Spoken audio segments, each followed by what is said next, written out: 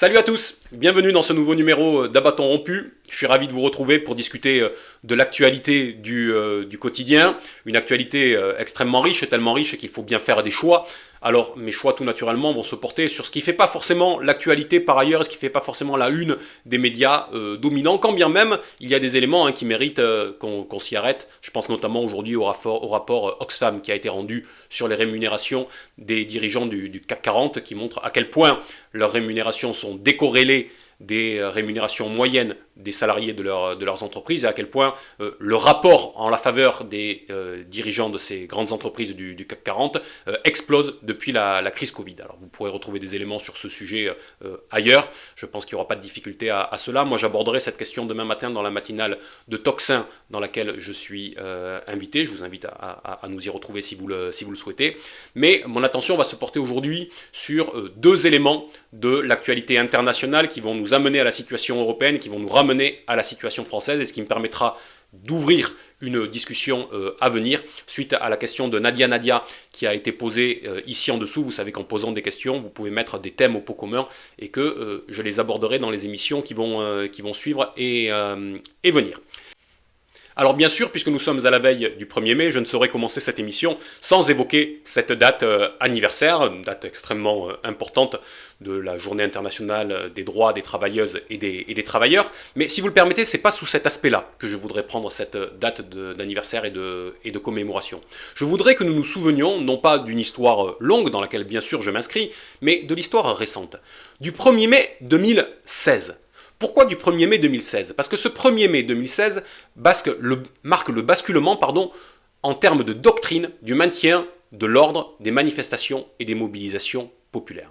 Si vous vous souvenez bien ce jour-là, et notamment pour la mobilisation et la manifestation parisienne, une espèce de cordon sanitaire avait été établi par les forces de l'ordre qui maintenaient les manifestants à l'époque sur la place de la Bastille en laissant se former en amont un black bloc extrêmement puissant qui avait été bloqué et canalisé sur le pont d'Austerlitz et que les forces de l'ordre avaient laissé aller jusqu'à ce qu'ils puissent se diriger vers le jardin des plantes et qu'ils démontent le McDonald's du dit jardin des plantes, en tout cas situé devant le jardin des plantes.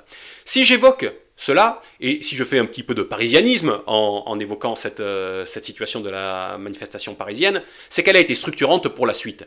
Ce moment représente la bascule. Ce moment représente la bascule du schéma d'organisation des manifestations pour les forces de l'ordre. Depuis, et on l'a vu pendant tout le mouvement des Gilets jaunes, on a vu ces espèces de nasses géantes se mettre en place pour canaliser les mobilisations populaires, ou plutôt pour leur empêcher de s'exprimer. Et dans le même temps, on a vu l'instrumentalisation de Black Bloc ou d'éléments plus violents qui pouvaient ensuite être mis en avant par le pouvoir politique pour tenter de décrédibiliser le mouvement populaire. Eh bien en 2016 c'était ça, il y avait un mouvement populaire extrêmement fort contre la loi El Khomri et contre la loi Macron, contre les lois travail issues du gouvernement Valls qui lui-même était le gouvernement de monsieur Hollande. C'était un mouvement populaire durable, c'était un mouvement populaire puissant qui avait l'accord et l'assentiment de tout le pays alors même que nous nous dirigions vers les élections. Et il a fallu ce point de bascule organisé par le ministre de l'Intérieur d'ailleurs, M. Cazeneuve, qui en a été récompensé en devenant quelques mois après Premier ministre. Il a fallu ce basculement en termes de doctrine pour que l'on rentre dans une nouvelle ère de la gestion de ces mobilisations populaires et non plus du maintien de l'ordre mais de l'organisation du désordre par les forces de sécurité qui répondent à la commande du pouvoir politique. J'en veux pour preuve que pendant l'épisode des Gilets jaunes, M. Castaner, qui était le ministre de l'Intérieur de M. Macron, avait alors prononcé cette phrase terrible en disant « Quoi qu'il arrive, je suis derrière vous, les forces de l'ordre ». Eh bien non, un ministre de l'Intérieur n'a pas à être derrière les forces de sécurité, c'est lui qui représente la République et c'est lui qui doit donner les consignes et la voie dans laquelle se diriger, qui doit donner une doctrine de maintien de l'ordre plutôt que le laisser-faire que nous avons connu depuis et qui a fait tant de mal au mouvement populaire. Voilà, je voulais commencer cette émission en rappelant ce point car il est tout sauf anecdotique et il est important de garder à l'esprit qui sont les fauteurs de troubles qui ont conduit à ce basculement. Alors venons-en maintenant au sujet d'actualité. Je vous propose une porte d'entrée par la scène internationale en évoquant d'abord la situation espagnole. Vous vous souvenez sans doute que mercredi dernier, le Premier ministre espagnol, Pedro Sánchez, a stoppé tout à fait cessante ses activités au sein et à la tête du gouvernement espagnol, en disant qu'il annoncerait sa décision ce lundi de se démettre ou de poursuivre à la tête du gouvernement. Pourquoi a-t-il fait cela? Parce que sa femme était mise en cause par une association, l'association Main Propre, qui est proche de Vox en Espagne, qui est proche de l'extrême droite, et cette association Main Propre révélait que lors de la crise du Covid, une entreprise de l'aéronautique pour laquelle travaillait la femme de M. Sanchez avait bénéficié de très importants prêts de la part du gouvernement espagnol pour se maintenir à flot. On parle quasiment d'un demi-milliard d'euros en la matière. Bon, depuis, sur le fond, toute cette affaire s'est quand même assez largement dégonflée, puisque le procureur a dit qu'il n'y avait pas matière à poursuivre l'enquête, puisque l'association Main Propre elle-même a dit que les révélations qu'elle a faites n'étaient des révélations qui n'étaient appuyées sur rien d'autre que sur ce qu'elle avait pu trouver et lire dans la presse, et donc nous sommes en Espagne en attente de ce que décidera ensuite le juge sur cette affaire. Mais c'est pas tant le fond, en l'occurrence, de la question qui nous intéresse, que la manière dont Pedro Sanchez s'en est saisi politiquement. Il a mis en place un petit jeu qui visait à faire monter la pression pour accroître le soutien à sa personne, plus encore même qu'à son parti, mais même le soutien à sa personne. Dans quel contexte fait-il cela? Il fait cela alors qu'approchent des élections régionales extrêmement importantes en Catalogne, où son parti, le Parti socialiste, pourrait passer devant les indépendantistes en Catalogne. Et il fait ça, bien sûr, à quelques semaines des élections européennes. Mais il fait ça surtout dans un contexte où M. Sanchez est, depuis qu'il a été élu, dans une situation de démocratie minoritaire. J'y reviens, vous savez que ça fait partie de mes chevaux de bataille. Souvenez-vous qu'il y a eu des élections en Espagne en 2015, qu'elles n'ont pas permis de dégager de majorité, qu'on est revenu aux urnes 6 mois après, en juin 2016, qu'il n'y a toujours pas eu de majorité, qu'il a fallu 6 mois pour mettre en place un gouvernement, que ce gouvernement a été tellement bancal que dès 2018, il s'est fracassé notamment sur la crise catalane, et que de nouvelles élections ont eu lieu en 2019.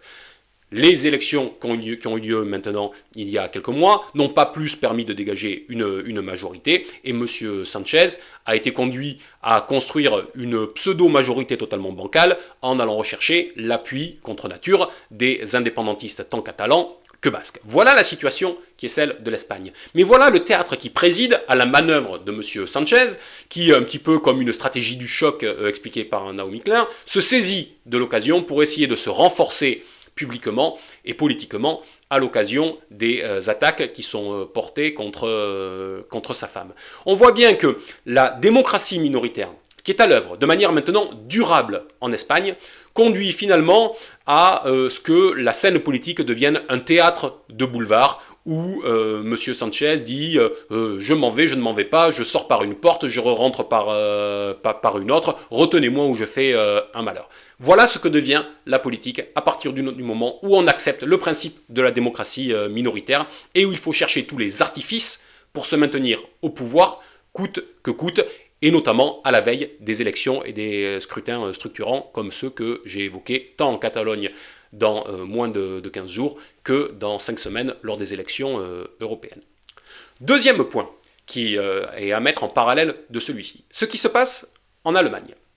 Vous avez sans doute entendu parler qu'il y a un scandale extrêmement important sur le nucléaire en Allemagne, pour la simple et bonne raison que des dirigeants et des hauts fonctionnaires qui sont liés au parti Les Verts et qui sont dans des ministères aussi importants que l'économie, aussi importants que l'écologie et le nucléaire, aux affaires étrangères également, ces dirigeants et ces hauts fonctionnaires ont soustrait des informations sur la question de la sortie du nucléaire qui a été décidée il y a maintenant 1 an en Allemagne. À l'époque, il y a eu un débat public et des rapports avaient été demandés, des rapports publics, sauf que dans la transmission de ces rapports, un certain nombre d'éléments avaient été caviardés par ces militants politiques issus des Verts qui ont fait en sorte de ne pas transmettre les éléments nécessaires qui auraient permis de juger en toute conscience, et notamment tout ce qui a été occulté, c'est tout ce qui visait à dire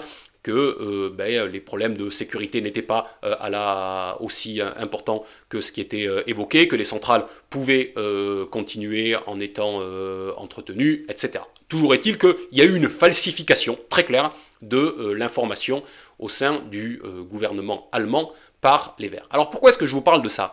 Parce que en Allemagne, c'est une autre forme de démocratie minoritaire d'une certaine manière. L'Allemagne, c'était le modèle de la stabilité et de l'hégémonie politique des principales forces. La CDU, la CSU et le SPD, les trois principales forces en Allemagne, ont pendant longtemps eu largement plus même de 70% des votes. Et puis elles se sont effondrées ces dernières années, depuis une quinzaine d'années maintenant, et ça a donné lieu à ce qu'on a appelé à une époque les grandes coalitions, les GroKo, qui ont été en modèle ensuite pour le reste de l'Europe, j'aurai l'occasion d'y revenir. Et notamment, désormais, même ces GroKo ne suffisent plus à se mettre en place, et donc on arrive à ce qu'on appelle des coalitions Big Tent en anglais, des coalitions grands chapiteaux, qui regroupent de manière hétéroclite différentes formations. C'est le cas en Allemagne où il y a le SPD, c'est-à-dire les sociaux-démocrates, les libéraux, sur une ligne d'un libéralisme économique extrêmement dur et pur d'une certaine façon, et puis les Verts. Et on voit bien que finalement ce patchwork, ces attelages aussi diversifiés qui ne visent qu'à une seule chose, à construire des majorités parlementaires pour pouvoir gouverner, mais sans avoir d'assises de fond, eh bien, elles conduisent à ce que les questions se règlent finalement par la bande. Et comment font les Verts pour peser là-dedans sur la question du nucléaire, alors que ce n'est pas un point d'accord entre les différentes forces au sein du gouvernement? Eh bien, on voit qu'il y a falsification du débat public par la falsification des documents lorsqu'ils doivent être transmis à la suite d'enquêtes publiques, lorsqu'ils doivent être transmis d'un ministère à l'autre pour pouvoir prendre la décision. Et ceux qui en sont bien sûr victimes, eh bien, c'est bien sûr les Allemands eux-mêmes qui continuent à 58% à être contre ce choix de la sortie du nucléaire et qui se sont vus finalement privés d'un débat qui aurait pu être mené dans les meilleurs termes. On a donc là une autre déclinaison de ces situations de blocage politique qu'on connaît à l'échelle de l'Union européenne, qui conduisent finalement à une espèce de pis-aller de la démocratie minoritaire qui est les coalitions grands chapiteaux et qui ne permet pas de faire vivre la souveraineté populaire et l'expression pleine et entière du débat démocratique. Voilà sur ces deux premiers points. Et si j'évoque ces deux points-là, tant en Espagne qu'en Allemagne, c'est qu'ils rentrent aujourd'hui en résonance avec les déclarations de Madame von der Leyen, vous savez, la présidente de la Commission européenne, qui vient de déclarer lors du premier débat à l'occasion des élections européennes, vous savez qu'il va y avoir un débat entre les potentiels président de la Commission européenne et qui ambitionne même d'être président de l'Union européenne, hein, c'était le souhait de Madame von der Leyen, qui a donc une discussion, un débat entre les candidats qui sont présentés par chaque parti au niveau du Parlement européen, Madame von der Leyen étant la présidente du PPE, et bien à l'occasion de ce premier grand débat qui avait lieu à Maastricht, Madame von der Leyen s'est dite ouverte, avec une alliance avec le groupe ECR au sein du Parlement européen. Je vais même vous donner exactement ce qu'elle a dit lorsqu'elle a été sollicitée par la candidate des Verts pour savoir qu'est-ce qu'elle penserait d'une alliance avec le groupe ECR, qui est le groupe, rappelons-le, qui est présidé par Madame Giorgia Meloni, qui est Première ministre en Italie. C'est un groupe dans lequel on retrouve par exemple Reconquête de M. Zemmour en France, dans lequel on retrouve le PiS, le groupe, le parti qui est au pouvoir, qui était au pouvoir en Pologne. Bref, toujours est-il que, alors que Mme von der Leyen était interrogée sur ce point, elle a dit cela, pour savoir si elle travaillerait avec eux, cela dépend de la composition du Parlement européen, cela dépend de quel parti siège dans quel groupe. Autrement dit, elle ouvre la porte, très clairement, à une alliance parlementaire avec ce groupe ECR dans le futur Parlement européen. Ce n'est pas rien. Ce n'est pas rien parce que le Parlement européen a une assise aujourd'hui, qui est une assise qui repose sur trois partis qui forment une majorité, à la fois le PPE, c'est-à-dire la droite européenne, à la fois le groupe SED, c'est-à-dire le groupe socialiste et social-démocrate au sein du Parlement européen, et puis en leur cœur le groupe Renew, qui est le groupe dans lequel se retrouve Renaissance de M. Macron. Sauf qu'au Parlement européen, et à Bruxelles et à Strasbourg, plus encore, on voit se jouer dans les élections la même chose que ce qui se passe à l'échelle de l'Union européenne, c'est-à-dire un affaiblissement des principaux partis qui nous conduisent vers une démocratie minoritaire. Peut-être ne l'atteindrons-nous pas encore dès le mois de juin, mais nous nous y dirigeons. Et Mme von der Leyen l'a bien compris. Là où les trois principaux partis que j'évoquais il y a un instant représentaient encore dans l'Assemblée actuelle 59% des parlementaires, on annonce en fonction des projections qu'ils ne pourraient plus représenter à eux trois que 54 voire 53% de la future Assemblée de Strasbourg. Et dès lors, Mme von der Leyen s'inquiète. Sauf que la proposition qu'elle fait n'est jamais rien d'autre finalement qu'une proposition de recomposition des droites. Madame Marion Maréchal en arrivée en France, Madame von der Leyen est en train de le réaliser à Strasbourg. Voilà ce qu'elle voudrait mettre en place. Mais qu'en pensent ceux qui sont les alliés actuels de Madame von der Leyen? Que pense Monsieur Glucksmann de cela? Que pense Monsieur Macron de cela? Que pense Madame Ayer de cela? Eux qui sont alliés avec Madame von der Leyen. Envisage-t-il désormais de siéger et de former une majorité avec le groupe présidé par Madame Meloni à Strasbourg, de siéger aux côtés des représentants de M. Zemmour, aux côtés des représentants du PiS dont M. Macron pour lesquels M. Macron n'a pas de mots assez durs lorsqu'il y a des élections. Voilà les questions qui sont posées, voilà la recomposition qui est à l'œuvre, qui est à nouveau une conséquence de cette tendance de fond vers les blocages électoraux, vers l'éparpillement, avec le fait que les partis se résignent tous à entrer dans cette ère de la démocratie minoritaire, faute de vouloir construire des majorités populaires et d'ouvrir des perspectives majoritaires. Voilà le sujet que nous aurons à mettre en discussion. J'évoquais la question de Nadia tout à l'heure, je crois, au début de notre échange, qui posait la question d'une construction majoritaire et quelle place pour l'idée de Frexit dans une construction majoritaire. Bien voilà l'une des questions à laquelle je répondrai dans la prochaine émission, ainsi qu'une autre qui est celle de la nature du vote Mélenchon.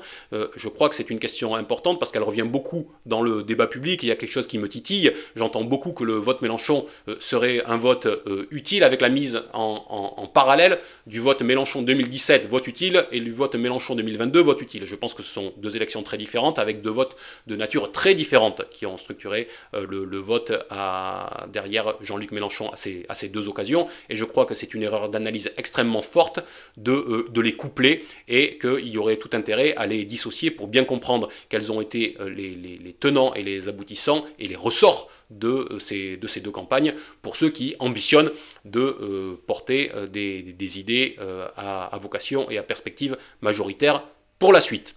Voilà, ce sera tout pour aujourd'hui. J'ai encore été trop long cette fois, mais si malgré tout cela vous a plu, ou en tout cas ne vous a pas trop déplu, je vous invite, si vous voulez le retrouver, à cliquer pour vous abonner sur la chaîne ici dessous, à mettre un petit pouce pour valoriser la vidéo, et puis surtout, si vous avez des questions à poser ou des thèmes que vous souhaitez voir abordés, ou tout simplement pour lancer la discussion via les commentaires, eh bien, à vous saisir de votre clavier et à commencer l'échange ici en dessous. En attendant, je vous dis à très bientôt et j'espère vous retrouver très prochainement. Salut!